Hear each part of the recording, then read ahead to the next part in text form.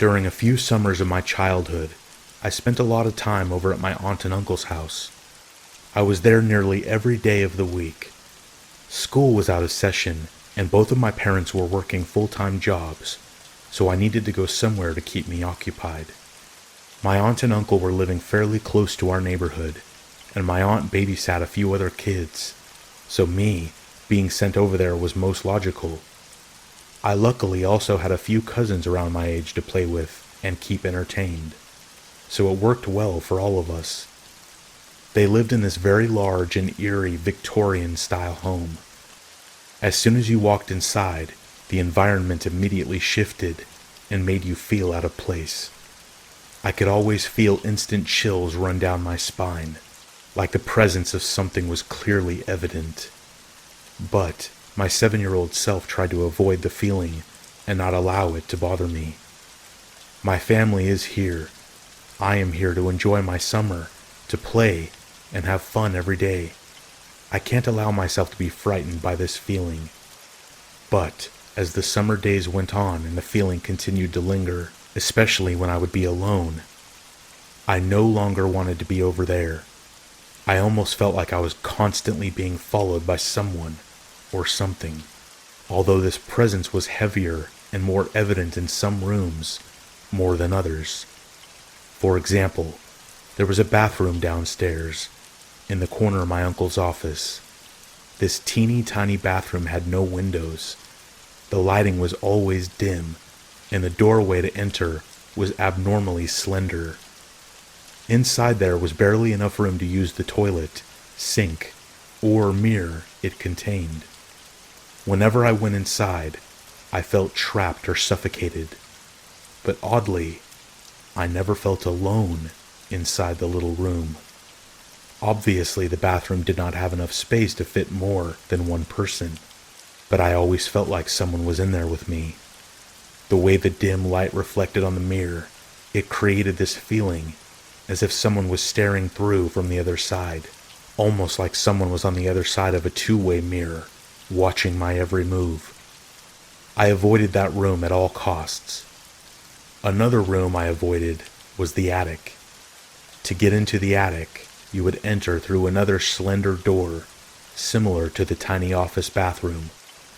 Then, you would have to hike up a large wooden spiral-like staircase that creaked with every step.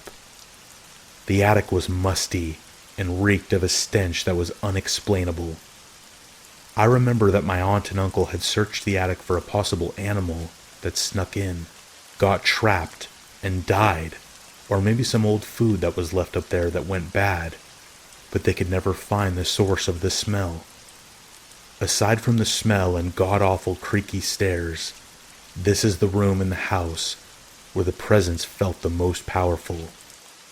One day, I decided to cave and talk to my uncle about my uneasy feelings. Big mistake. I want to mention that my uncle is someone who constantly likes to play pranks and make jokes of everything. So looking back now, I know he was probably so excited to feed into this situation. He decided to tell me, "Oh, well, you know this house is haunted, right?" I froze. I didn't know how to react at first. Every piece of me didn't want to believe him, knowing that every word that typically came out of his mouth was usually a lie. I responded, "Yeah, right." And then he proceeded to tell me ghost stories to freak me out even more, talking of lights turning on and off by themselves, claiming to see candles floating in the attic, etc. Eventually, he even started taking play into his stories by leaving handwritten signs around the house saying silly things like "red rum" or "I'm going to get you," just to try and scare us kids. Now, I knew for a fact that these signs were all coming from him, considering they didn't start popping up until I had mentioned something to him. But eventually, something else happened to me in that house that wasn't just a joke put on by my uncle.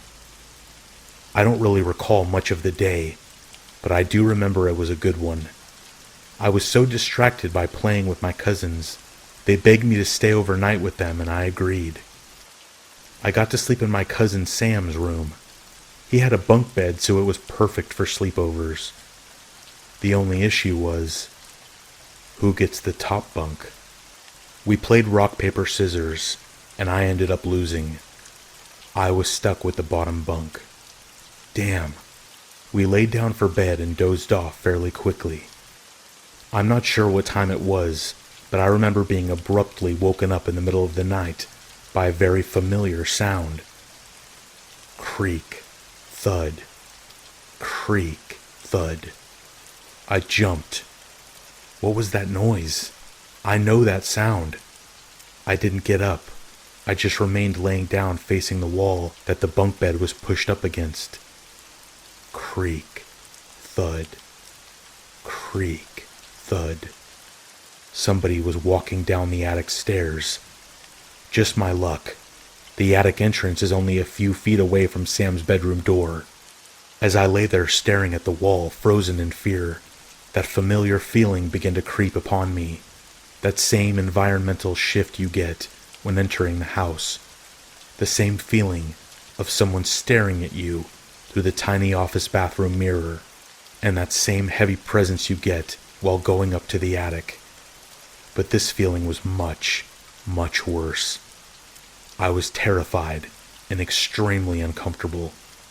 To this day, I still get goosebumps when recollecting this feeling. I didn't think it could get any worse until I heard Sam's bedroom door slowly creak open. I froze even more than before and remained facing the wall. From outside, a streetlight shined in through the window, allowing shadows to cast upon the wall. Into Sam's room walked a tall, slender, feminine-like figure. Whoever was in the room with me was not familiar. They were clearly not my aunt or my uncle, and neither of my cousins. I remember seeing her long hair and gown, which almost appeared to be flowing with her shadow. She stopped. She was standing right behind me. She did not move, and neither did I. I laid there, wishing that this was just a nightmare, hoping to wake up from this horrid dream. But then she whispered, "Good night," and her shadow left the room. I still remained in the same position, too petrified to move. I sobbed myself to sleep that night. There is one separate instance that I can recall seeing this same woman in the same house. Fast forward to around 5 years later, when my aunt and uncle were in the process of selling the Victorian-style home and no longer resided there. We all lived in a small town, so my best friend Cass just so happened to live in the house next door at the time. I was over at her house late one night, watching a movie with her and her brother Jay. I remember her brother getting up in the middle of the movie and going over to the window, peering over at the house next door. Something had caught his eye. "Hey guys, come here," he said in a shifted voice. Cass and I both got up and slowly walked over to the window to see what he was looking at. Up there, he pointed to the attic window. We watched, waiting to see what he saw. Just then, the attic light toggled on and then off. On and then off again. "It keeps doing that," Jay said. My blood ran cold. "What is your aunt or uncle doing up there?" I didn't even know what to say. I didn't even want to answer. I knew for a fact no one was home at that time. Not only were my aunt and uncle not even living in the house, as they just moved into a rental and were still trying to sell the house, but they were also states away on vacation. "They aren't even in town," I said. "They're in Florida." Cass and Jay just became just as uneasy as I was. All of us still watching the window. We see the attic lights stop, remaining off now. "I bet it's just an electrical issue or something," Cass says, trying to reassure us. The light began to toggle on and then off, on and then off again. All of us still staring in a trance. On, off, On, off, about 3 to 5 seconds in between each switch. Cass and Jay began to lose interest as this went on for a while and began walking away from the window to continue watching our movie. Just then, the light flips on again, and the silhouette of a tall, slender woman appears in the window. I don't even remember how the other two reacted. I don't even know if they even saw her. We don't talk about it now. All I remember whispering myself, "It's her." And the light flips off to never come back on again.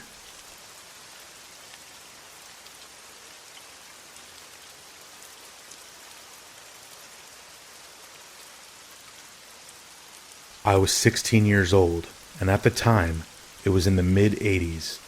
We, my family, lived in one of the most budding towns in Florida.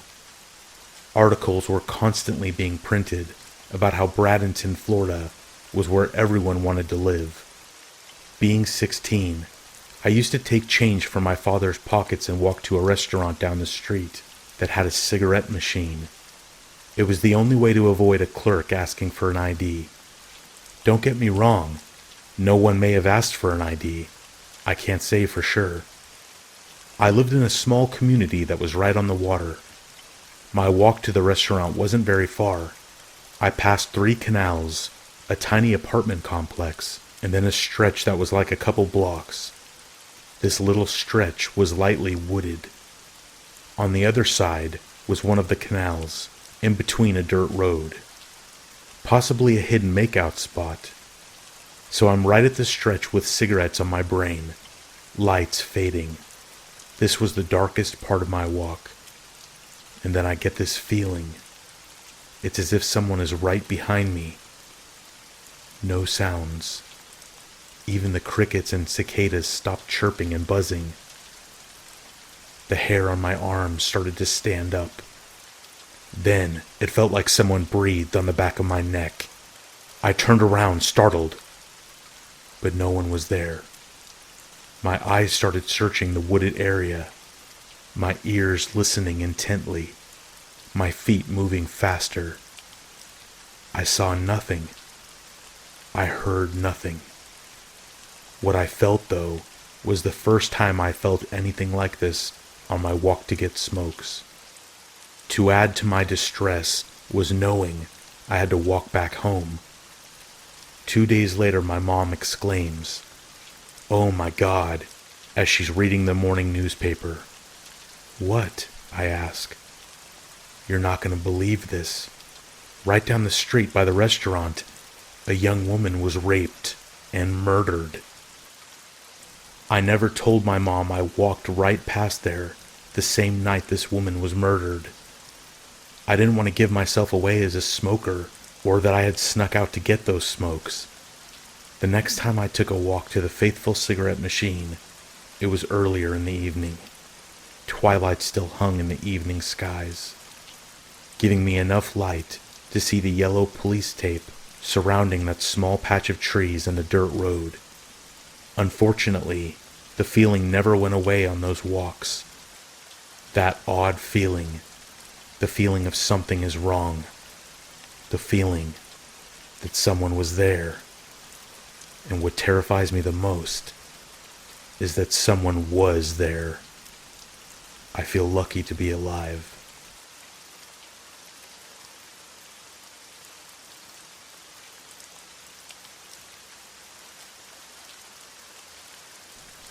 This story happened to my dad and his wife years ago.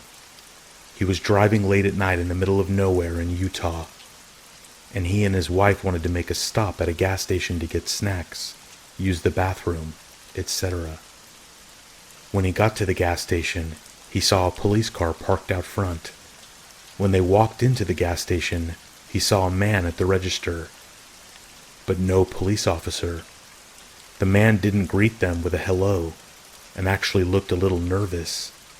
My dad saw that the man was listening to a police radio. My dad didn't really think anything of it at the time. He asked the man if he needed a key to the bathroom, and the man looked pretty anxious and uncomfortable. The man told my dad that he didn't think that he needed one. So my dad walked to the bathroom. Right before he went in, he saw a doorway with a curtain in front of it next to the bathroom door. My dad looked at the end of the curtain, and all he saw was men's feet with what he believes to be the police officer's boots. My dad tried to stay calm, so he walked into the bathroom and just stood there contemplating what to do. He got himself to calm down. Then he walked calmly out of the bathroom and went to his wife and calmly said, "Let's go." She looked confused, but agreed. They paid for the gas and left. What my dad thinks happened is that guy killed the police officer and took his police radio, but while he was hiding the body, my dad and his wife drove into the lot, so he pretended to be the cashier there. I asked my dad why he never called the police. He said that he was afraid that guy would hear him, and then would possibly go after him. They were on a road trip, and they had a huge trailer. That guy could have easily caught up to him.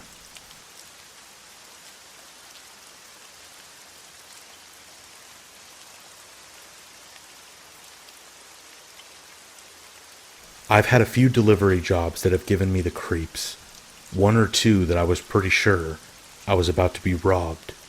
Another, a gunfight between gang members unfolded in the street I was delivering to, right as I was turning onto it.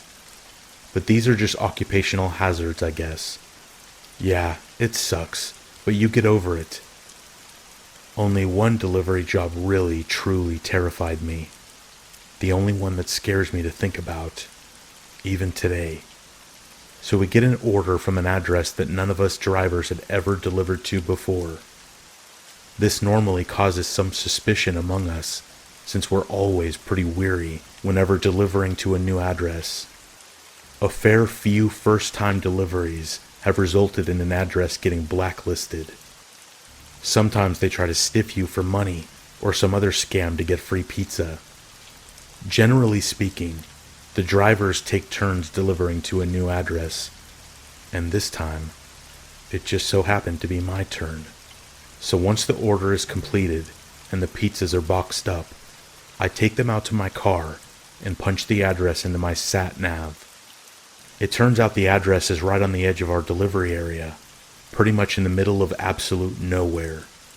It dawns on me that this could be the oldest trick in the book. Call the pizza into some hard-to-reach location, and then demand it to be free once it takes more than 45 minutes to deliver. But to my relief, I make it out onto this old dirt road with time to spare.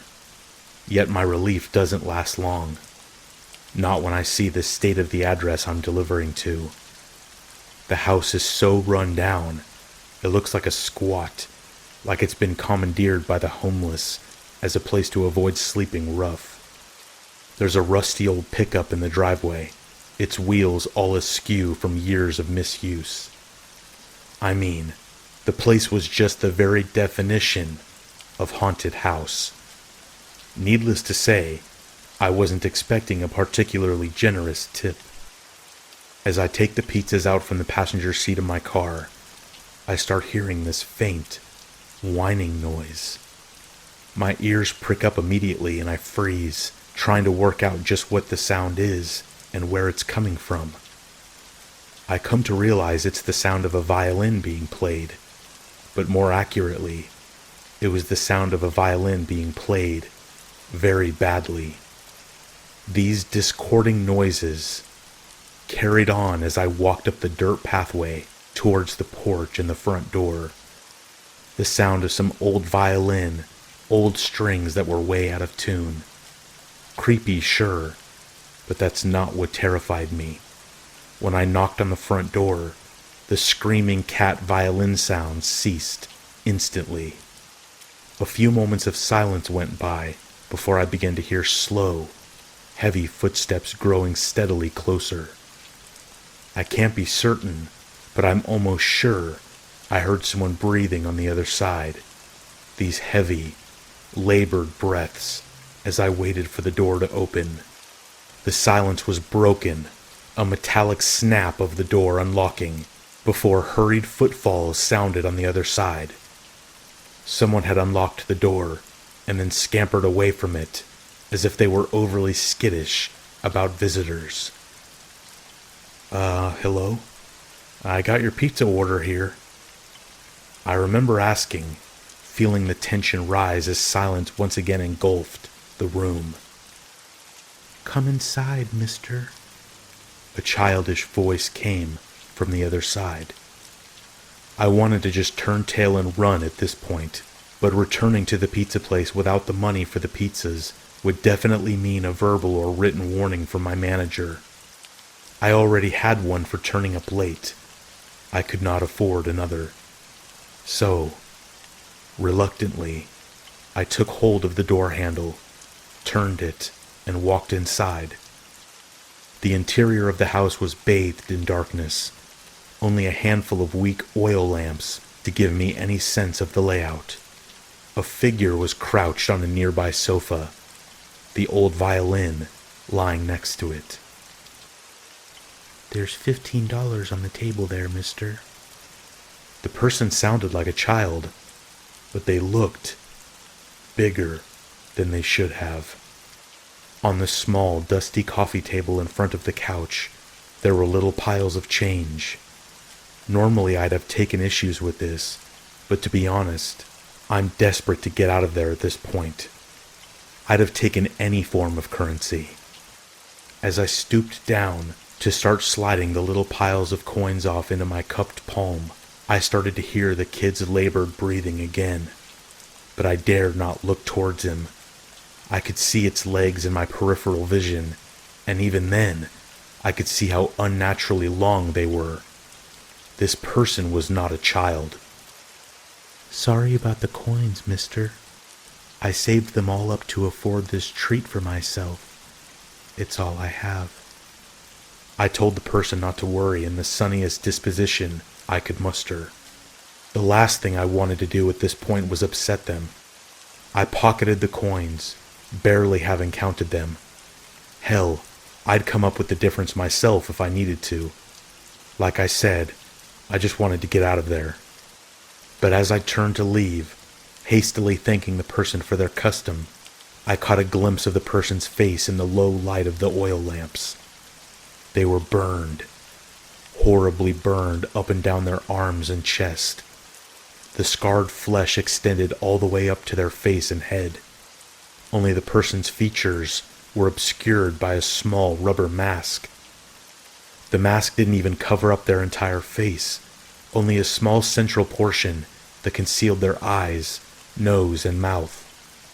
The only thing I could really make out was that the mask had a long wooden nose, kind of like the puppet Pinocchio, whose nose would grow whenever he told lies. The small carved eyes were blank. I averted my gaze from the mask and was unable to return it. It was one of the most hideously sad and scary things I had ever laid eyes on. Just as I had reached the front door, I heard that same childlike voice emanating behind me.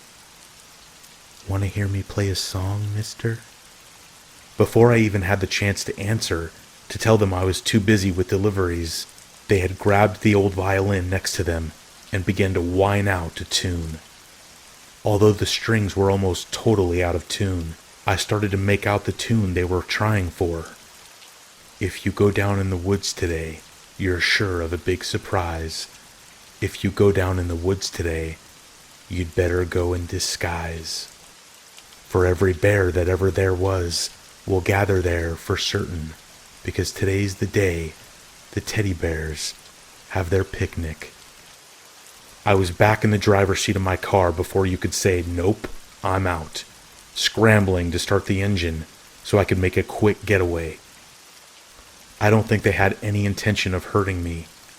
I certainly wasn't in as much danger as when those wannabe gangsters decided to shoot it out, like right in front of my car. But something about this place still creeps back into my mind while I lay there in the darkness, trying to sleep. Something that means I'll never, ever make another delivery there. I'll quit before I ever go back.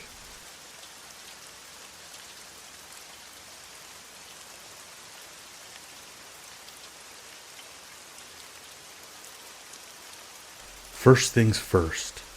At the time of this experience, I was a 24-year-old female living with my then fiancé, now husband, who we'll call B, and my 4-year-old daughter, who we'll call S. B worked nights 6 days a week. We lived in a notoriously bad neighborhood, but up until this one week, my naive self figured if I minded my own business, I would be impervious to bad things happening. Right? Before we get to that night, the night of the main event, there are 3 seemingly insignificant events that happened in the week leading up to that night. For you to get the full picture, I'll go over those first. Event number 1, Sunday. Around 2 a.m., my 4-year-old comes downstairs into the living room where my husband and I were watching TV on his day off. I hop up and start to direct her back to her bed when she says, "There is a man in our backyard. Is he your friend?" I turn to look wide-eyed at B, who without further prompting goes upstairs and looks out her window. Due to the bright back porch light, my daughter's window actually does have the best view of the backyard. After several minutes, he comes down with a shrug. I didn't see anyone, and nothing has been moved. So I chalk it up to a bad dream and take S back to bed. Event number 2, Tuesday. I have 2 cats, and because I have 2 cats, I do not open my screens to my windows. They are strictly inside cats. On this night it was pouring outside. No thunder or lightning, just pouring rain. My neighbor calls me and says, "Is your cat supposed to be outside? He's on the porch." I reply, "No, thank you for calling. I'm going to let him inside right now." After letting in my poor drenched cat, I set about looking for how he got out. It didn't take long to find the dining room window was open just about 6 inches. This is when I started to get a little freaked out. This was an old house. The screens were hard to open. It took a considerable amount of effort to open them. And after asking my husband, I knew neither of us had opened it. Yet again, I figured I was just being paranoid. Perhaps S had figured out how to open it. Event number 3, Thursday. Night again. B's at work. My outside dog, Vega, would not stop barking. This was unusual. He likes being outside, especially at night. We didn't have AC at the time, and it was cooler outside than it was inside. He just started barking, and barking, and barking. After about a half an hour, I called him inside, but his behavior became even more bizarre. When I called him in, he would bound up the back steps into the house. However, then he would pace by the back door, like he does when he wants to go out. I don't want to keep up the neighborhood with this constant barking tonight, so I ignore him. Within 2 minutes, his pace turns into loud whining and determined scratching at the door. So, after another 10 minutes of this, I cave and let him back outside, where he immediately starts barking again. Just a maddening, constant bark. This goes on for another 2 hours before he finally stops. The main event, Friday. S and I are sitting on the couch past bedtime. B, as usual, was at work. We are watching Tangled for the 100th time. I had just finished painting her nails and told her when the movie was over, no more whining. It was time for bed.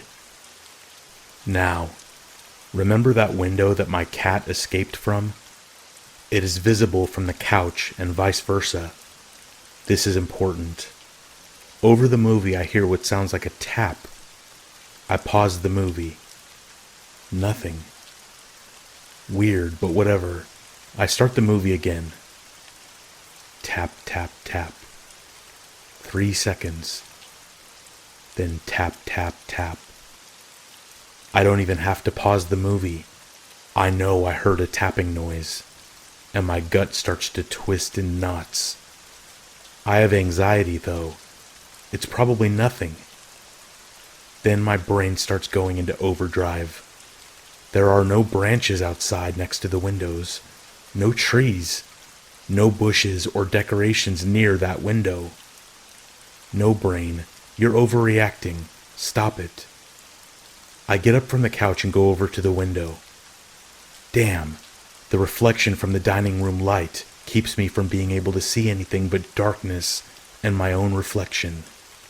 So I act like I am just adjusting the curtain. Then my other dog, Coco, catches my eye.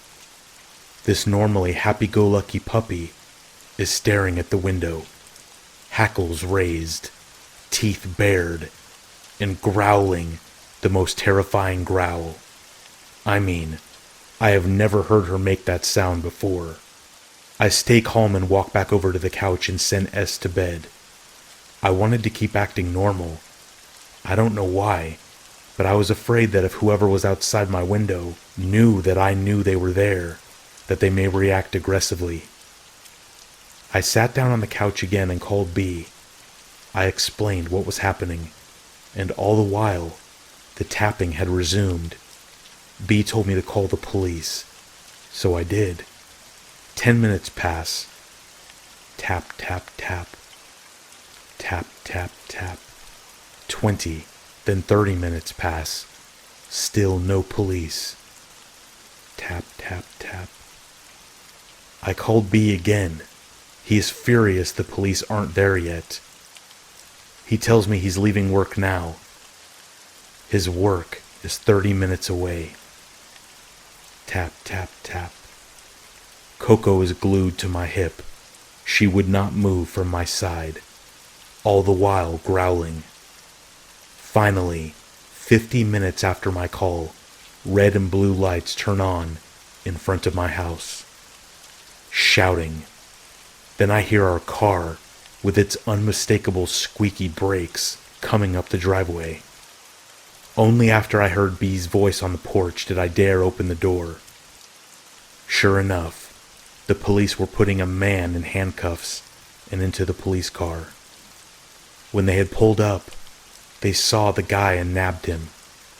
The one police officer just nonchalantly said, "Oh, he was probably just going to rob you when you went to bed." Once they left, B told me that there were Slim Jim wrappers next to our fence. At least 10 of them. This man was feeding my dog so he wouldn't bark.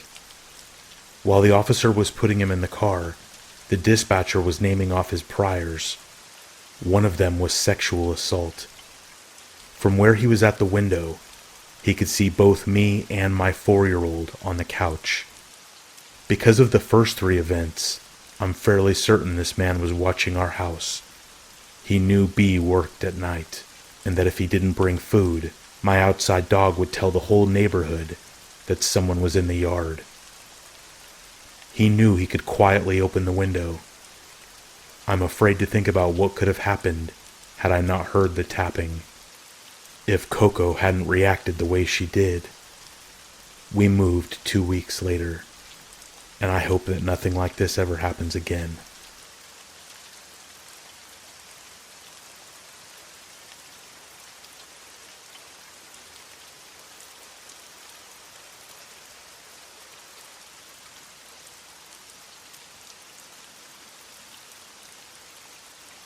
I want to preface the story by stating that I've had my fair share with creepy men.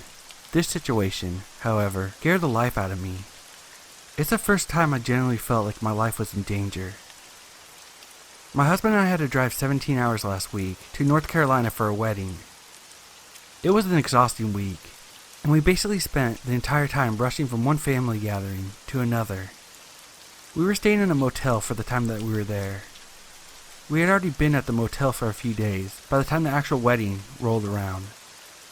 The day of the wedding was hectic.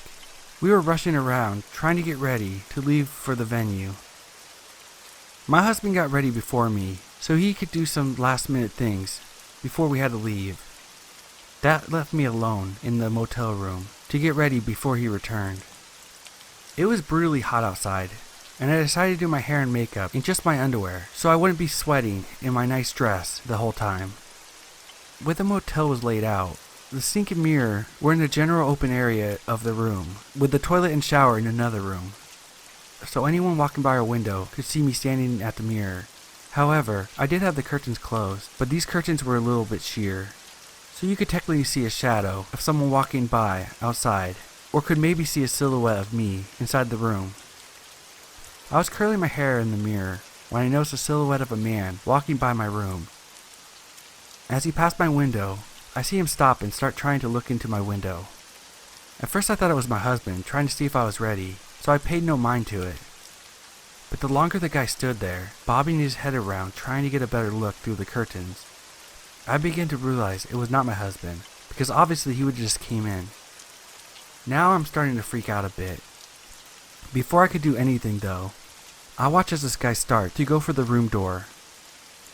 My utter shock and horror came true when he was actually able to open the door and walked inside. Before my husband left, he forgot to pull the door shut all the way till it clicked into lock.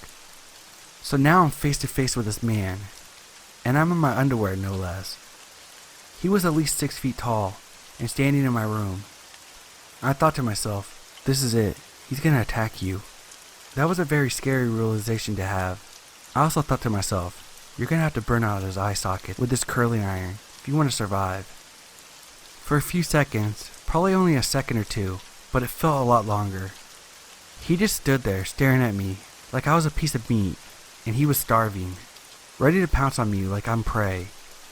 Then he began to smile, with the most evil-looking, toothy grin I've ever seen, and started mumbling something under his breath.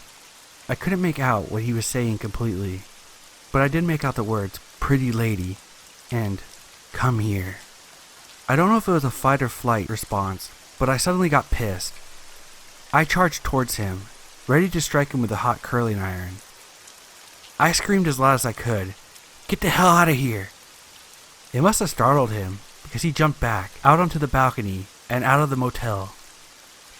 I saw this as my chance, and ran to the door. I luckily was able to get to the door and slam it shut, right before he was about to make a second attempt at entering. I immediately collapsed to the floor, sobbing. I literally was too scared to move from the spot until my husband came back 15 minutes later. I told him the whole thing, and he was freaked out. He initially wanted to find this guy so he could beat the crap out of him, but I refused to let him leave my side. He apologized to me 1,000 times during the rest of our trip for not making sure the door was locked before leaving, but I told him that day was so rushed that I could see how it happened. We went to hotel management and told them the whole story. The police were obviously called, and I gave the description of the guy so they could see if it was someone that was staying at the motel. After going around to a few motel occupants, they said that there was no match of his description, concluded that he wasn't staying there. Obviously, we were late to the wedding that day. The whole experience just ruined what should have been a happy time. We planned on staying another day before a long drive home, but both of us just wanted to get out of there as soon as possible. We skipped most of the reception and went back to the motel to pack up, and we left. I am usually always so vigilant with locking my doors, especially when I'm home alone. Just to show you, all it takes is one time to forget to check your locks, and that certain unwanted guest inviting himself in.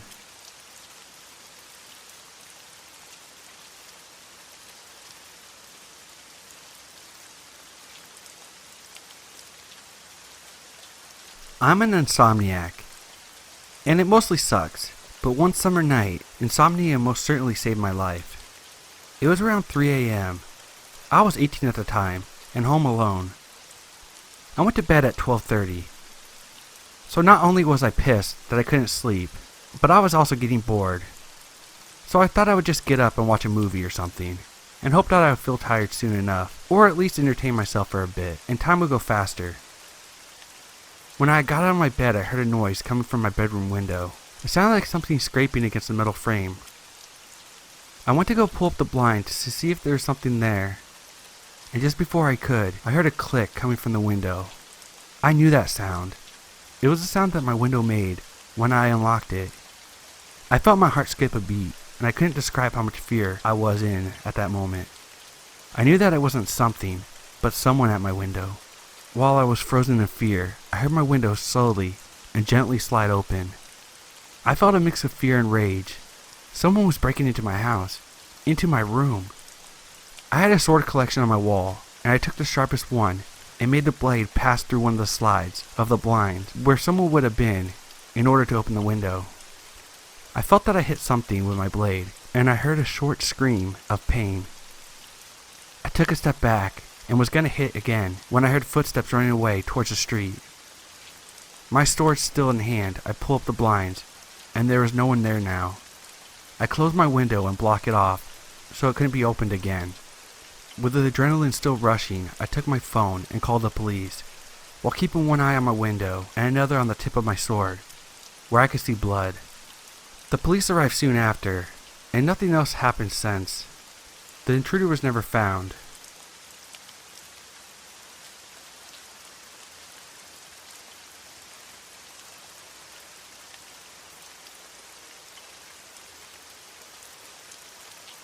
This happened last year, around this season.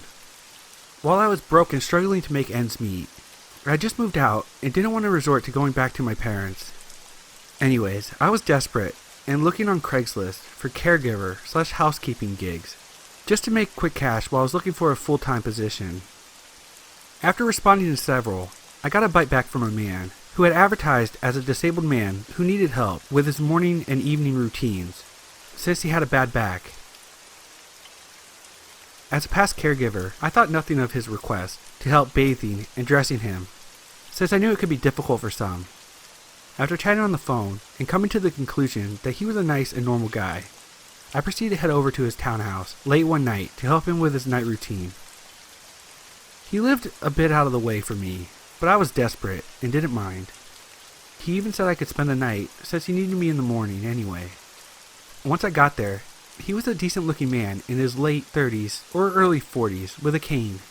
He paid me $200 up front for the expected nighttime and morning routine. He explained that he was ex-military and had back surgery recently. Things started to get weird once he offered me some wine and mentioned how cute he thought I was. I should have seen this as a big red flag. But, again, I was super poor, and I didn't want to cheat him, so I gave him the benefit of the doubt. He led me to his bedroom, where he got undressed for his evening shower. I was horrified since I saw he already had a giant erection, and he wanted me to lather him up. He asked if I wanted to take my clothes off, and I declined, and he responded respectfully. However, he did touch my butt when I bent over to pick up something for him. I should have ran out right there, but I was kind of waiting for the right moment. After quickly giving him the most unsexy shower in the most platonic way I could, he got out and said he was heading for bed, but he didn't want to wear any clothes. The guest room where I stayed was right next to his, and though I was tired, I was still pretty on edge. My gut instinct was telling me to get the hell out of there. The issue was, we were on the third-story townhouse, and we were on the top floor, and he installed baby gates on each floor so that his cat wouldn't run away. Also, he had turned off all the lights in the lower floors, and it was pitch black. In order for me to get out, I'd have to pass his room. I quietly arranged my stuff in my purse while I heard his TV blaring. And to my horror, I saw him walking swiftly to his bathroom without his cane. I realized then he wasn't as disabled as he told me, since he previously put on an act as if he couldn't walk without it. He was also still hard and was holding a giant bottle of lotion with him. As quickly and quietly as I could, I fled and ran like hell out of the room while he was in the bathroom. I jumped like an Olympic sprinter over the cat gates down the stairs. I threw open the front door and ran to my car. I heard his house alarm go off. I got into my car as fast as lightning, heart beating like crazy. I immediately got phone calls from his number, and every car that trailed me had me terrified until I got out of there. Finally, after a 2-hour drive, I was back at my place and grateful I was out of there. Who knows what would have happened if I stayed overnight, but I definitely did not want to stay to find out.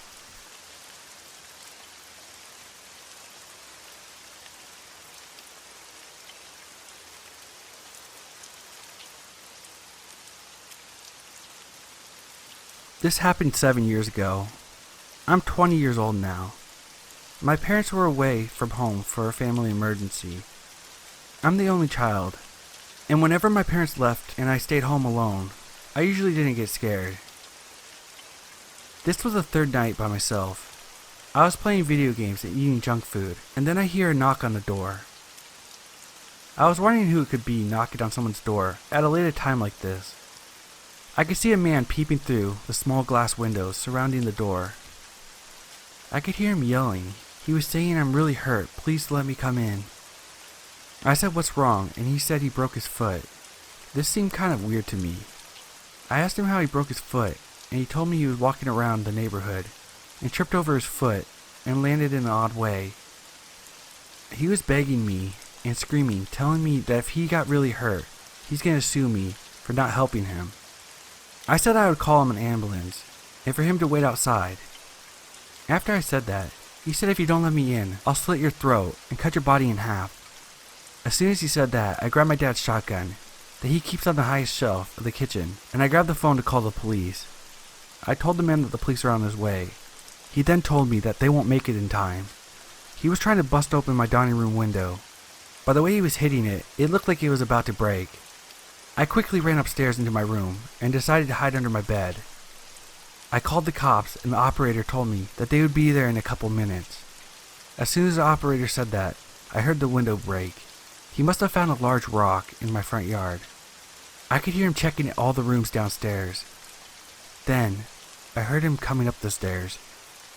He checked my parents' bedroom and then the closet. Then I heard him trying to open my door. I grabbed the shotgun tightly in my hand and waited for him to break down my door. He was now kicking it as hard as he could. It just took a couple of hits for him to knock it down. I could see his feet as he tried to open the closet door in my room, which I locked purposely to confuse him. I heard him say, "I know you're in there." I was wondering if I should shoot his leg or try to sneak past him and run out. I wouldn't be able to sneak out without making some noise.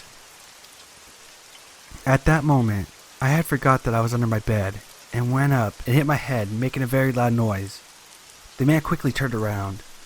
He said, "Oh, trying to be a smartass, huh?" Then I heard sirens as soon as he said that. Oh shit, you got lucky this time, but you won't the next. He tried to run quickly out of my room, but I grabbed his foot, making him fall hard to the ground. I was holding it with all my might as I heard the police rushing upstairs, and they got a hold of the man.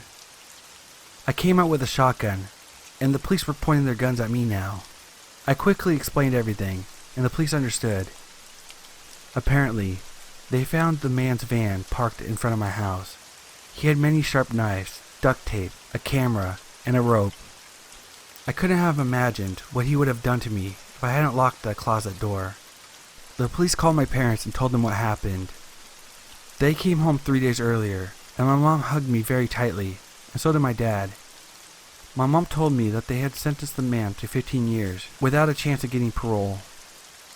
We moved from the house a month later, and I've had a lot of nightmares about it. It took me a long time to get back to normal. I never stayed at night alone until I moved out of my parents' house, and I have 3 guns in my house just to be extra safe if anything like this ever happens again.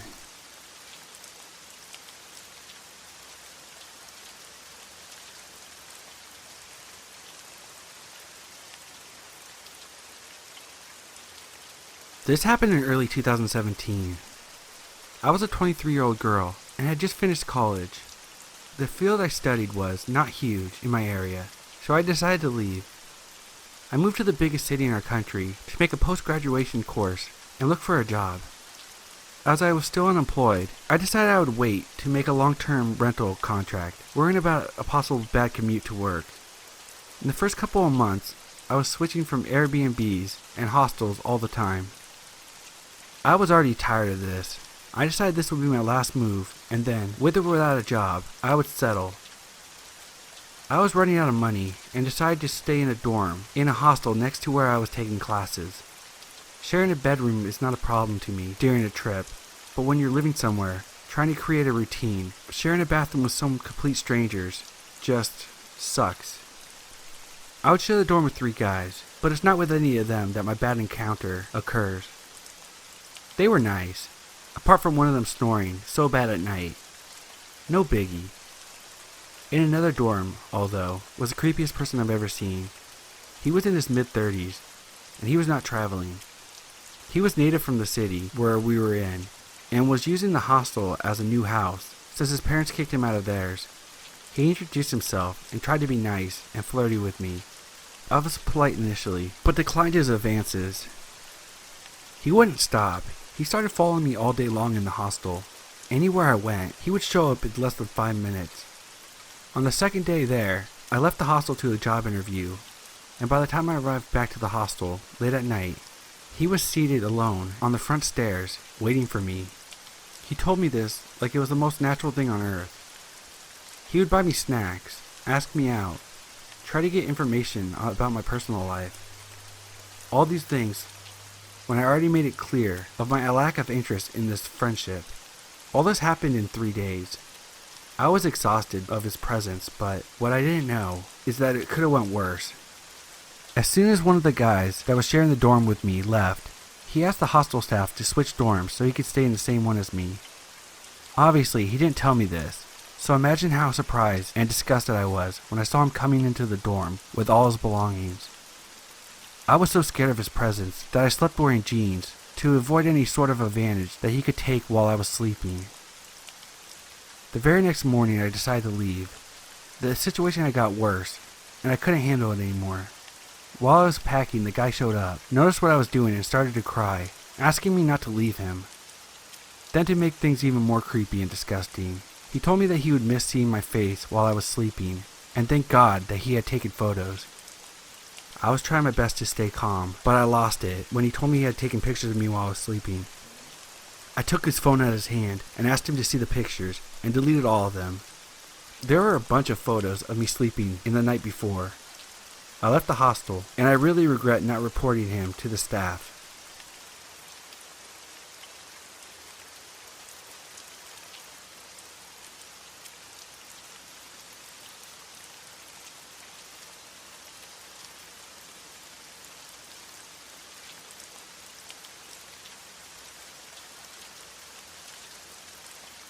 One night in winter of 2018, I was woken up by the sound of whispers. I got up to investigate. I could see outside that it was snowing hard, almost like a blizzard.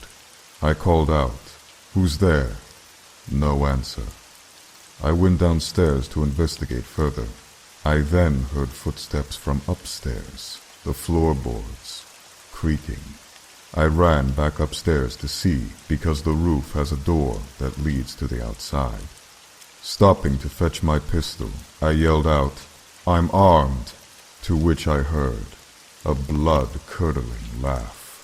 I turned on the lights to see, but there was no one in sight. I reached the door and opened it to discover a set of footprints on the snow-covered roof. But the prints looked like the person hadn't stepped at full weight. I retreated back into the house and went back downstairs to look for more prints. I could not find more anywhere. Terrified, I called my boss, and he told me, "Oh, that's impossible," but he still came over to investigate. I took him to the roof, but when I opened the door, I was shocked to discover that the footprints had mysteriously disappeared. My boss let out a laugh, thinking he had been the victim of a practical joke. After he had left, I called my dad to talk to him about it, and he explained that during a winter storm is when spirits move about most of the time, night or day, that wendigos do exist, and they are the keepers of these spirits.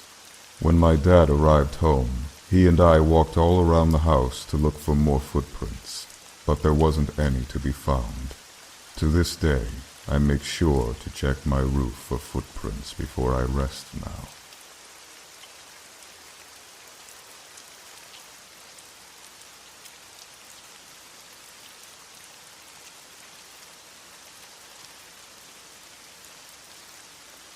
Two years ago in Janesville, Minnesota, in November during first deer season, I went out and sat in a tree stand in the early morning with my shotgun. I had heard growling and large footsteps. I thought it was a large coyote, but then it came out into the clearing, and it was 5 feet tall at the shoulder, and dark brown, almost black, like a large dog, only its front paws were almost hands, and its tail was long like a cat's tail, 3 feet long. As it growled, I could see its teeth. They were almost the size of my shotgun shells, 2.5 inches. I watched it come my way, and I realized that it was following my scent. I, being scared and not wanting to die, raised my gun and pushed the safety forward. When it clicked, the animal looked straight at me and started to go right towards the tree I was in. I shot 3 times. The first 2 hit a tree behind it, but the third hit it in the chest, as far as I could tell. All it did was stumble, then turn and run to thick brush nearby. I was so scared that it might still be out there that I stayed in the stand for 3 hours. At noon or so, I decided to make a run to the truck. When I got to where it had been hit, I only found a little blood, like the bullet didn't go through the skin. The blood stunk and was dark, so red it was almost black. I ran to my truck. Later that year, when I was trapping, I saw its tracks next to a destroyed trap set, and a bunch of blood and fur from a raccoon, from what I could tell.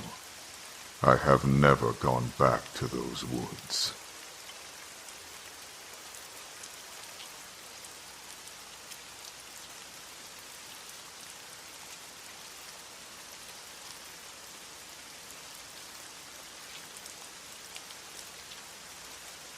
Last year, a friend of mine got expelled from his program because of bad grades. He was only halfway through his lease, and he didn't see a point of staying in the city, since he was only here for school.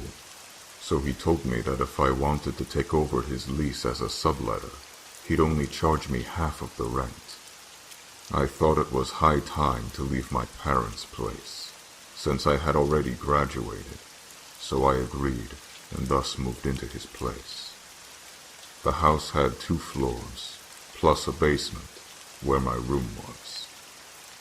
I wasn't thrilled about living with 3 girls, who were to be my new roommates. They were all students from out of town. However, they generally all go home on weekends. The house has room for 5 people. But right when they all moved into the new place together, one of the girls had a seizure on her bed and passed away. This was pretty upsetting for everyone, and the landlord told them not to worry about finding anyone else. Their rent never went up or anything, and the 2nd floor room was left vacant. According to the landlord, he just found it insensitive to try and find someone because he didn't want to turn someone's death into a financial inconvenience for him. So after the girl's death, the parents came and took her belongings out of the room, and it just remained empty since then. I actually never looked in there because it just remained locked, and I don't really have much curiosity to see the room.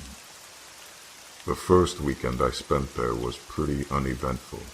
I spent one night at my boyfriend's place, and then the next night he slept over after we went out drinking. We were pretty wasted, so we passed out as soon as we got home. The next weekend I was at home in my new room and couldn't sleep, so I decided to read a little bit. I was really enjoying the quiet, since the girls weren't home very much. I come from a Latino family, so this quiet and serene environment was pretty rare. I thought I heard a few noises upstairs, so I figured that one of the girls had probably decided to stay the weekend at the house. I wasn't very close with my roommates, so I didn't even bother asking them if any of them had stayed home, since I felt like it was none of my business. Another weekend, I woke up to hear a toilet flushing upstairs. Odd, seeing as I knew that none of the girls were home. I was going to go check it out, but I was too tired. It's funny, horror movies are supposed to make you paranoid, but the biggest lesson I got from them was that there's always a rational explanation for things. For a couple months, I was always brushing things off and ironically creating irrational explanations to rationalize what I had thought were irrational thoughts. For example, I heard creaking coming from the second floor, and figured one of the girls must have driven 2 hours down and then 2 hours back to her town in the middle of the night to pick something up. One Saturday, I awoke to find that the roommate in the basement was gone. Her door was open, and her car wasn't in the driveway. A couple hours later, I was awoken by steps coming down into the basement. I yelled out the girl's name, but didn't get a reply, and just heard the steps going back upstairs. This eventually made me uneasy about being home alone on weekends, so I decided to just spend them at my boyfriend's house. One of the girls made a house Facebook page, which was supposed to address any issues like washing dishes or leaving messes. I posted on there that some creepy stuff was happening on weekends, and asked if they could start just letting me know if they'd be home for the night or not. They seriously thought I was joking around. Even my boyfriend agreed that I was being paranoid, because he too believed that everything has a rational explanation. Now, I have never believed in ghosts or spirits or any of that jazz, and never claimed to when I spoke to my roommates or to my boyfriend. They kept on saying that the house was old and made noises, but I know the difference between old house noises and someone walking on the stairs. Fortunately, my roommates did start to let me know when they'd be gone. One weekend, they all let me know that they would not be home. My boyfriend was on the midnight shift, so I had to spend the night on my own. He called me on his break, and while I was on the phone with him, I heard noises on the first floor. I told him I was going to check it out, and he told me to go ahead because he still thought I was being paranoid. As I said this, I heard the footsteps running up to the second floor. Once I got on the main floor, I saw that there was nobody in the kitchen and the front door was locked. My boyfriend calmed me down and convinced me that everything was okay, so I didn't go up to the second floor. After that, I straight up told my roommates that I was convinced that someone had been in our house at some point that night. My boyfriend was almost permanently on midnights, so I did what I never wanted to do, and started spending weekends at my parents' place. I dutifully started posting on our Facebook page when I was and was not sleeping at the house. One Friday night, the house was empty, save for one of our roommates. The next morning, I received a frantic text saying that the roommate had been attacked in our house. She had been in her room studying and heard a noise right outside of her bedroom. After going out to inspect it, she was greeted by a man walking out of the dead girl's room. The man looked rough, with greasy hair and a filthy face. When they made eye contact, he held his finger up to his mouth and uttered a shh while smiling. He then lunged at her as she tried to shut her door. He just growled and said, "I'm not gonna rape you, but shut your mouth." After beating her until she was nearly unconscious, he walked out the front door. When the police inspected the dead girl's room, they kept asking questions like, "So nobody has lived in this room for how long? Nobody's been renting this room, right? Did the parents take everything after the girl passed away?" The squatter had a really sweet setup in the room, even bringing his own small mattress to put over the bed frame. In his hurry, he had left most of his stuff. It must have sucked for him when I moved in, because before then, the bastard would have had the whole house to himself every weekend. We're not really sure how long the guy had been living in our house, but it must have been for at least a few months. The cops' theory is that the guy had been climbing in and out of the dead girl's window. The police talked to the landlord and asked how the man could have found out about the vacant room. The landlord is a pretty decent guy, so I doubt he had anything to do with it. I didn't rub it into my roommates, since I was just glad that they were okay, and the man was now gone. Though the roommate that got attacked is very traumatized. I just wish people had been more willing to listen to me when I explained that I thought somebody was coming into our home. I even theorized it might be a squatter, which everyone laughed at. What really scares me is thinking back on that night when I went downstairs to investigate the noises. I think he didn't close or open any doors so as not to make any more noise. Thus, I believe that if I had gone upstairs, he would have been waiting for me in the hallway as soon as I turned left.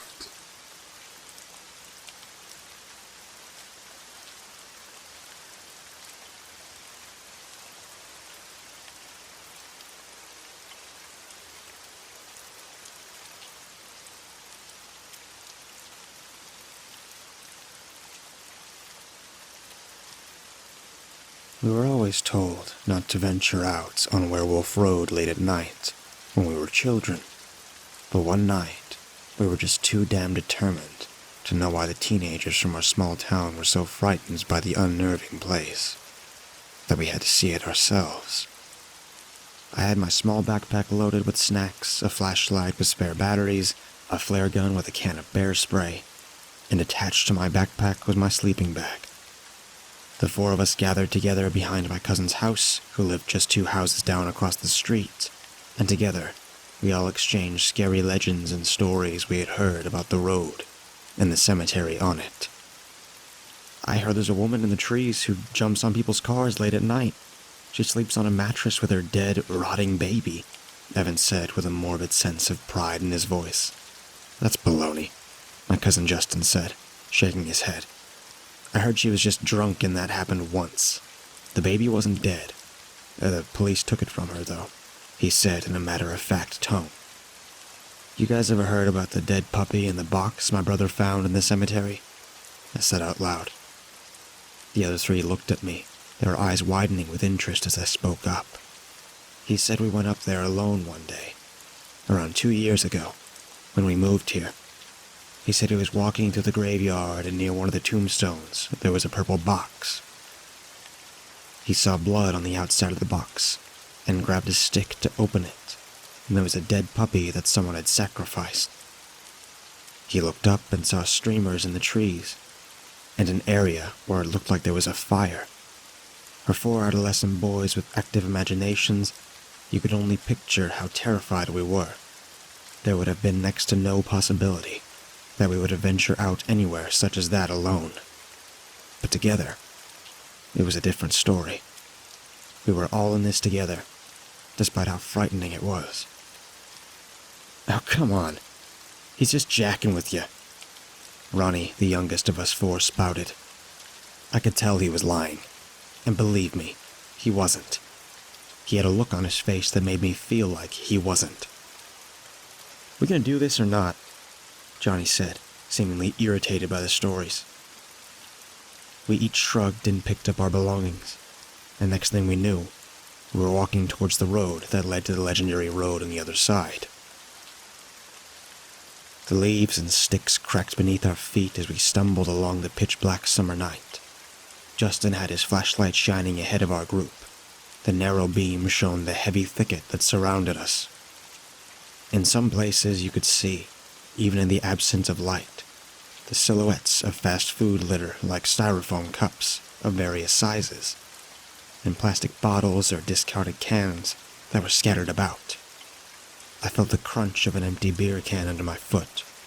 I cursed under my breath, as I realized just how loud and inconvenient my misstep was. Evan turned around and shushed me as we continued walking. "Fuck off, Evan," I said in a stern but quiet voice. I raised my hand as he turned forward, the thought crossing my mind to smack the back of his head.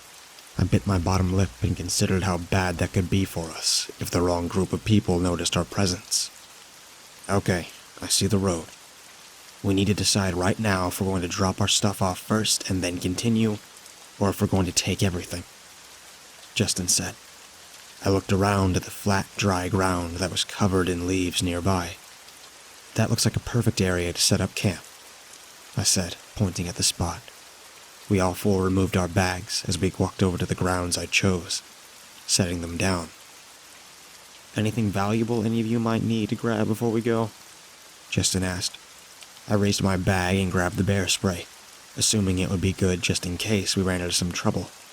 I ran into my bag and grabbed my bear spray, assuming it would be good just in case we ran into some trouble.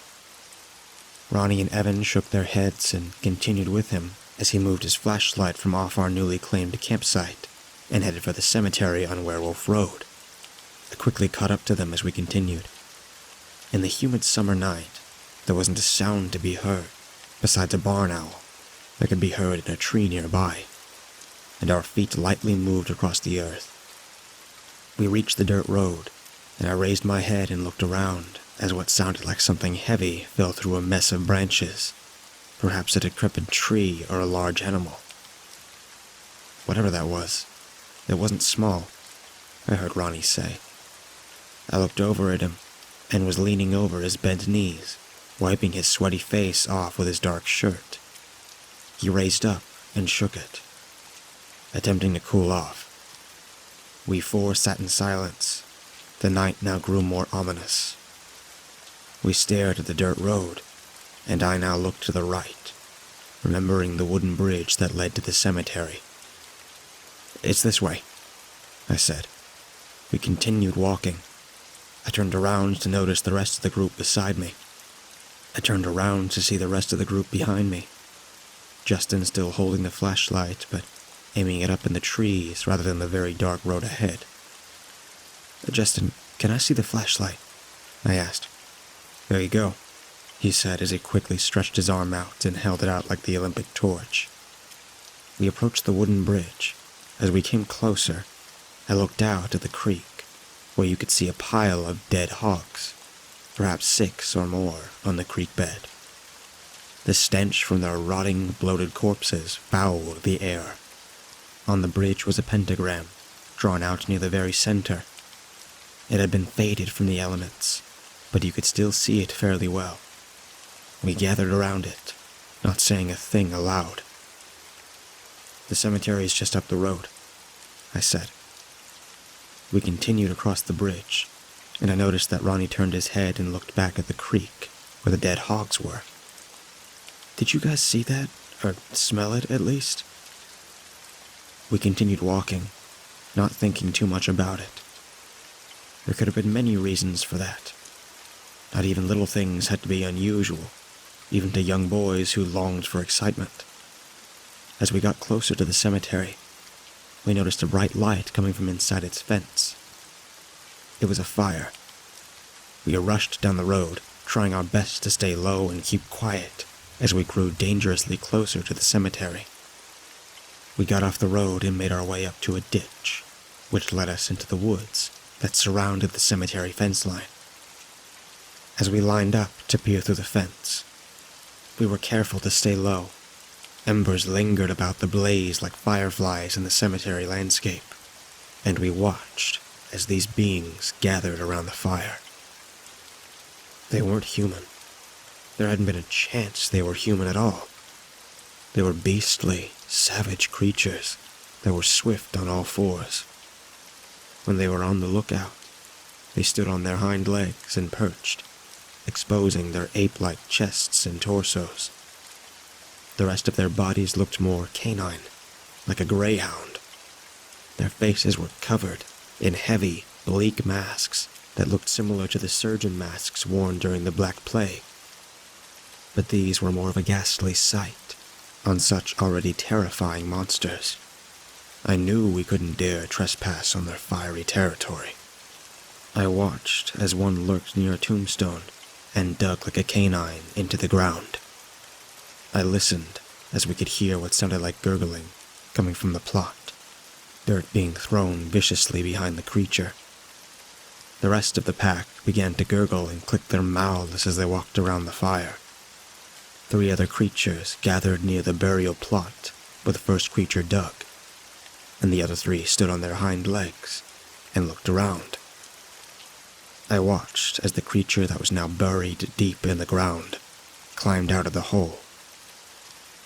I watched as the creature that was now burrowed deep in the ground climbed out of the hole with a rotting arm in its mouth.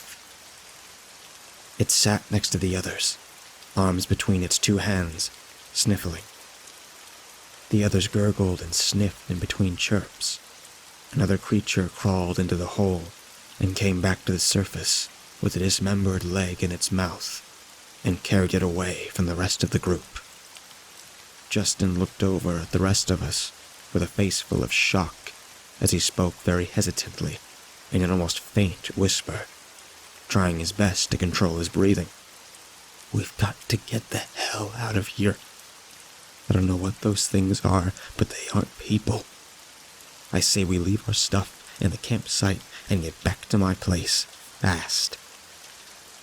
The 4 of us backed away from the fence as we got as close to the bottom of the ditch as we could. We knew that any little noise from us could be fatal. The sticky summer air attracted unrelenting mosquitoes that swarmed around our ears and our sweaty necks and arms. We tried for our lives to ignore the high-pitched buzz that rang in our ears as we crept towards the bridge. I heard a gurgling sound in a nearby tree overhead. It rattled and clicked, signaling the others to move in on us. I looked up to see it as, through its frightening mask that covered its disfigured face, it looked down on me with its black, dilated pupils.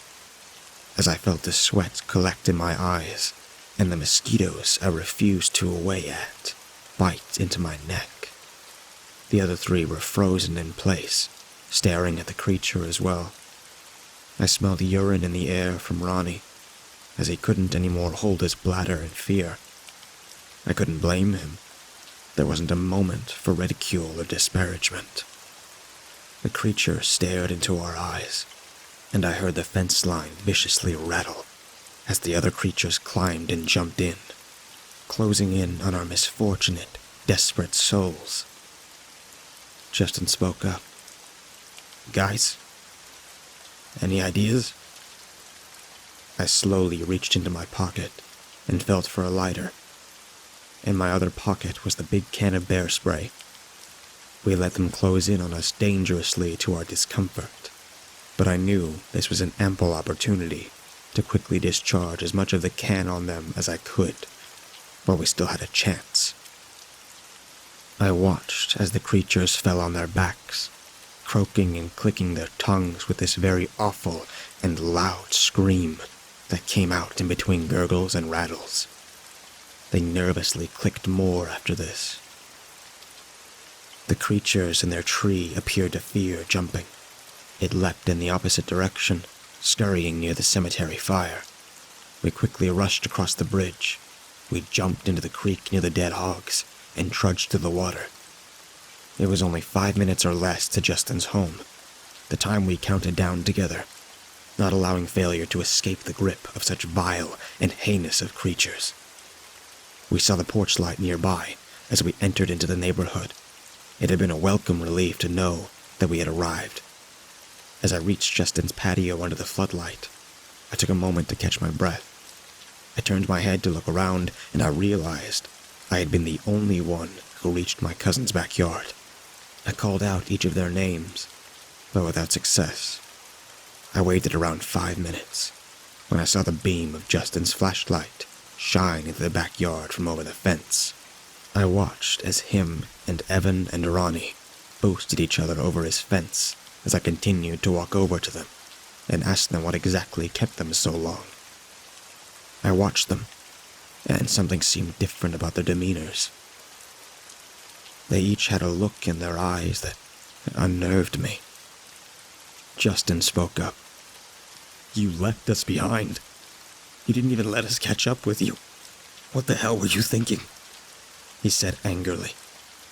I walked in circles, looking up at the three of them as they stared at me, with unequivocal disapproval nonetheless. After the three of them refused to talk to me that night, I finally decided to walk home. As I got to my room, I quickly stripped to my boxers and fell onto my bed. I woke up around 8:30 in the morning to my father calling out to me from his office, and he said, "Tyler, come in here right now." I walked into my father's office. I watched as he held his bald fist over his mouth, leaning back in his chair. He ran his other hand through his hair and looked at me. "Your cousins and friends are missing. What happened last night?" I thought about it for a moment, but hesitated on giving a full disclosure. "We just hung out until early this morning, and then I came home around 11 o'clock this morning. They were there when I left." "Did you go anywhere with them? Or did they have somewhere they wanted to go?" He leaned forward. "The only place we went to was the cemetery on Werewolf Road."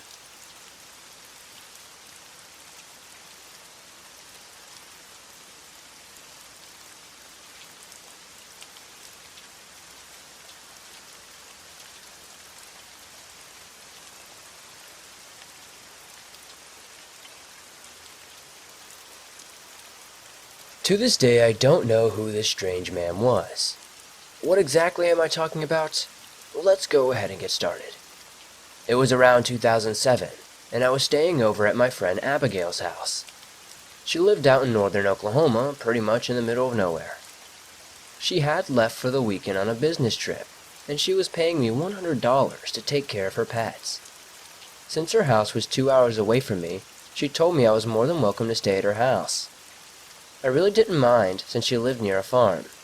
As for the nearest town, it was at least 30 minutes away, with the nearest neighbors being 3 miles apart. So, on the first night I was there, I was with her German Shepherd, Roxy, on the couch, and we were watching reruns of Cops. Around 2 a.m., I had fallen asleep to the static on the TV. Suddenly, I was awoken by the sound of Roxy growling. Confused at what could have been taking place, I looked around for her, but had noticed she was nowhere in the living room. Her growling sounded like it was coming from a distance. I get up from my tired state and start stumbling around trying to find her. The growling then starts to get louder as I make my way over to the kitchen. There Roxy is, growling and scratching at the back door. It's one of those sliding glass doors. What I see on the other side was super creepy. There's a man, I want to describe in his late 40s, just staring into the room. I thought I was seeing things at first, until I started to notice them going for the doorknob. Excuse me, sir, but was there something I could help you with?" He doesn't respond. Instead, he stops what he is doing and runs off into the dark. I wasn't sure if he had a weapon on him, so I don't even bother with chasing him.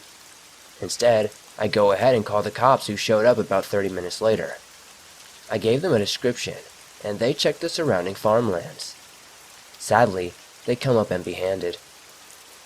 Since there was no signs of the stranger, there was nothing they could really do.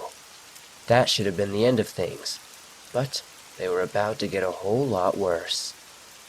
The next day goes by fairly normally. I wake up and take care of some chores at Abigail's house, and at around 5 p.m., I decided to take Roxy with me into town. Abigail had set up an appointment for her, and I was going to take her to get a bath. In the meantime, I would do some shopping. We returned home around 8 p.m., but noticed something was different. The most obvious was the front window was completely open. Now yes, it was pretty warm that summer, and I did leave the windows open, but one thing I knew for sure was that I had locked everything before leaving. Unless Abigail would come back home early, there would be no way someone would have been able to do that, right? In trying to figure this out, I had forgotten about the weird man from the other night. I leave Roxy in the back of the car, with windows down of course, and head over to check out the house.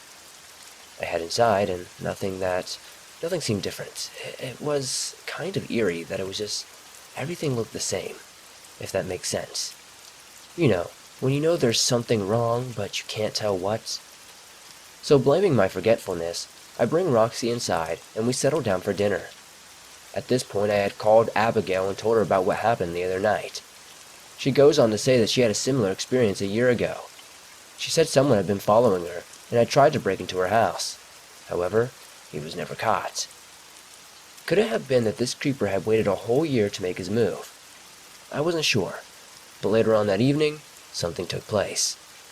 Around 2 a.m. I ended up waking up to use the restroom. Roxy was outside in her fancy doghouse, which meant I was in there alone. While in the restroom, I began to hear movement in the guest bedroom. I opened the restroom door and started tiptoeing my way back to the room. I peeked through the opening of the door, and what I saw was one of the creepiest sights of my life. Someone with a ski mask was holding an axe staring at the bed. I now watched as he began taking swings at it. My best guess was he thought I was in the bed, but the question was, where did he come from? I looked to the corner and noticed the closet was open. I started to connect everything. The window was open because he had snuck in. He then waited in the closet until I fell asleep. He must have fallen asleep too and not realized. That's when he snapped out from his sleep and decided to try to kill me. I'm just assuming at this point though. Anyways, scared for my life, I ran out of the house as quietly as I could and called the police. While waiting, I watched from a distance as he walked into the field behind Abigail's house. I see the headlights of a minivan turn on, then he drives off, never to be seen again. Officers do a search of the area and they look more into it, but nothing ever came of it. I don't know who that man was, but something tells me he had planned for this for a long time. Oh, and by the way, Rachel was so frightened by the entire thing, she ended up moving in back with her uncle and aunt a few weeks later. In the meantime, she stayed over at a friend's house.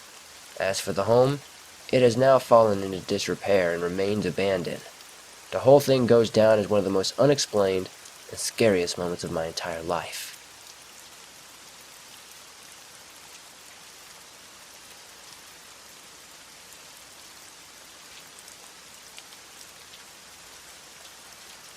This story takes place at a mall where the establishment just built a cute rubber playground.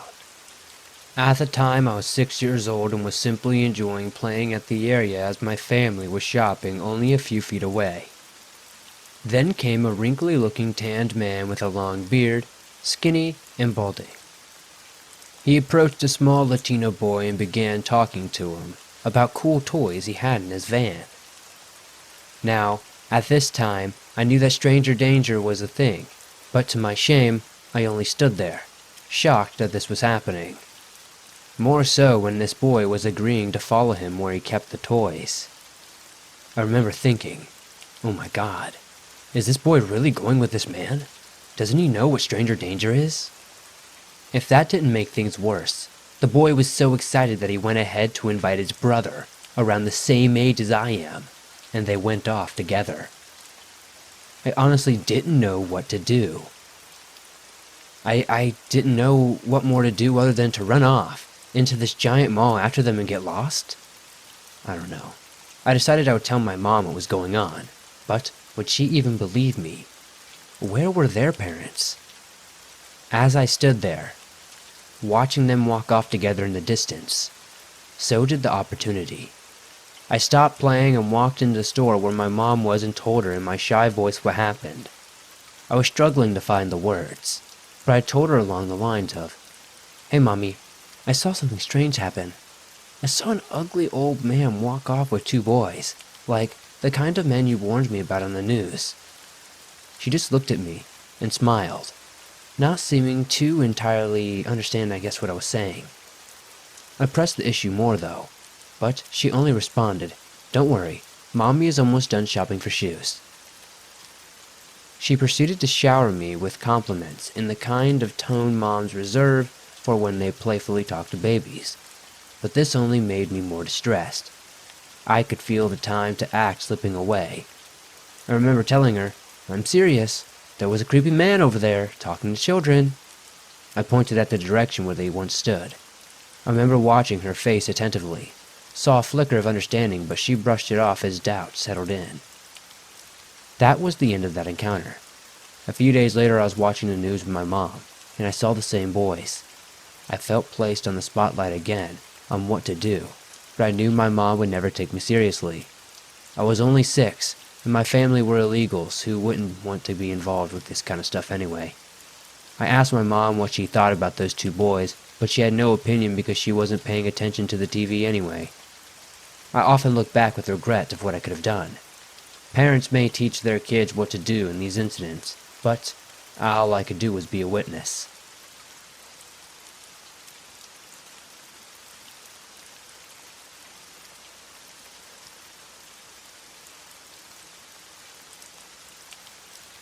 I was living in a downtown, in a posh area that had nice buildings that had a good restaurant next door. The restaurant and the apartment building opened at the same time, so it automatically sort of became where everyone in the building went. And I worked across the street, so it was also where my firm would have client meetings and happy hours. I went in one night alone near closing time, which I had done in the past, and sat at the bar. I had been out that evening to happy hour, but that had been several hours before, and I had been home since then. I ordered a steak dinner and a glass of wine, my favorite. I was familiar with the bartender because of the happy hours and one specific first date where the guy I was meeting, who was from Poland, recognized the bartender's accent as Serbian. They had some geopolitical banter while we had drinks, and the bartender seemed like an okay guy at the time. Mid-20s, average, nondescript. On this night, I'm sure we had some small talk while he worked, but I don't think I actually engaged all that much with him. I didn't even know his name. Anyway, halfway through my meal, I got ridiculously tired. Like, barely keep your eyes open tired. I asked for a box for my meal. He took a while getting it, but when he presented it, he told me he was walking me home. I said no thanks, but he insisted 3 more times, which at that point I probably could have used help walking, but was fully annoyed at being told someone was going to be walking me home. Not only was I clear he was not welcome to do that, I actually had a habit of never letting a guy walk me to my door. I don't like randos to know where I live, and I once had an acquaintance try to push in after, a cocktail party once. So yeah, there was no way this was going to happen, no matter what. I remember I got loud with my final no, and I took a few more sips of wine. Hey, I paid $20 for that glass and I was not going to waste it. As I stood to leave, he seemed a little taken aback. He snatched at my glass and said he was coming with me. So remember that I simply left before he could do or say anything else. I made my way to the next door to where my apartment was and was going into the elevator. I could hardly walk. I felt beyond drunk. Even though I had barely finished half of my glass of wine, when I made it to the 8th floor, I could barely stand. I literally crawled from the elevator down my very long hallway, around the corner and almost to my door. When I got to within feet of my door, my legs had stopped working. I could barely climb up the door to insert the key, but somehow I managed. I dragged myself over to the threshold. I woke up the next day slumped up against my door and I had wet myself. I have never lost control of my body, no matter how drunken I've ever got. And I've definitely never slept on my floor where I dropped. It was crazy. I had a hangover from hell, and I was trying to figure out all day what had happened. I told myself that since I had been at happy hour earlier, maybe I was drunk and didn't know it when I went for my late meal. But I didn't remember feeling drunk when I was there, and I hadn't really eaten until the steak and potatoes I had ordered. I kept searching for a reason. It was a couple of days later I remembered how overly familiar the bartender had been in trying to walk me home.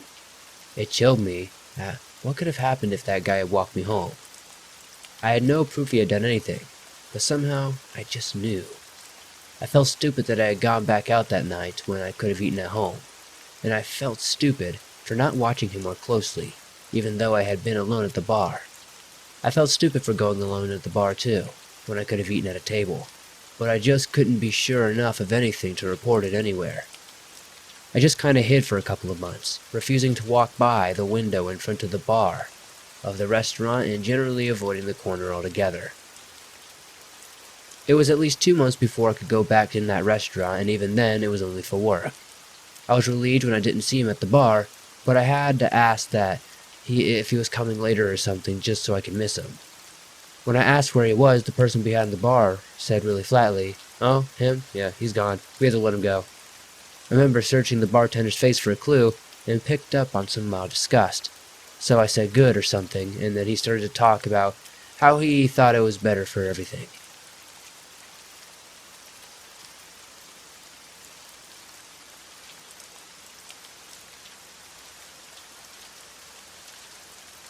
In July of 2018, my family and I went to my aunt and uncle's house in Maryland. They go on vacation for a weekend, and they let us stay at their house. They live like 10 minutes away from Baltimore, so we usually go there for a day and go back to the house later. Everything was fine until the third night. When we got back to the house, my dad and brother went upstairs because they were tired. My mom and I went into my uncle's office to go on his computer to see what we could do the next day. We heard some strange noises. My mom just assumed they were house noises, but the noises seemed a bit heavy to be house noises. My mom went to the bathroom and I sat at the computer looking at attractions when I heard my uncle's dog growling from the living room. She only growls or barks when she sees someone she doesn't recognize, so I got a little scared. My mom came out of the bathroom and I told her the dog is growling at something. She went to the living room to check on the dog and everything seemed normal except for one thing. The lamp was on, but the thing about that was I remember seeing it unplugged entirely. The lamp is also in the corner behind the giant couch, and the cord has a switch on it to turn it on or off, but the switch was closer to the floor. It would take a lot of effort to plug it in and turn it on. She assumed it was me and turned it off, but I kept telling her I didn't turn it on at all. I decided to go to bed, which I kind of regret doing. I fell asleep pretty fast, but I woke up at 3 in the morning to a strange sound. I just kept hearing the squeaky mattress noise over and over again. I knew it wasn't my parents because I heard my dad snoring. I knew my brother wasn't making that noise because I heard him snoring as well. All of our bedroom doors were open, so it was pretty easy to hear, but I was the only one hearing it. I started hearing the dog growling viciously from the living room. I was covered in my sweat, and my fear was rising. I then heard footsteps coming from the attic right above my room. I was wide awake at that point, and was gonna wake up my parents, but since I was so scared, I didn't want to move. Eventually, all the noises stopped, but the dog was still viciously growling at something or even someone. She stopped growling after about 5 minutes. Everything was seemingly fine after that, but I had no interest in falling back asleep, and didn't get out of bed until I saw my brother get out of bed at sunrise. I asked him if he heard anything at all at 3 in the morning, but he said no. I also asked my parents if they heard anything, and they also said no. My mind was blown, and I thought I was going crazy. For the rest of the week, everything was fine, and that dog kept growling at something every once in a while. I kind of wish I got up out of bed to see what was squeaking, but I was also way too scared. I also wish I got up to see what the dog was growling at, but no way in hell was I going to go up into that attic. I don't know if I was just hallucinating, witnessing paranormal activity, or what, but I definitely don't know, and it definitely was not a dream.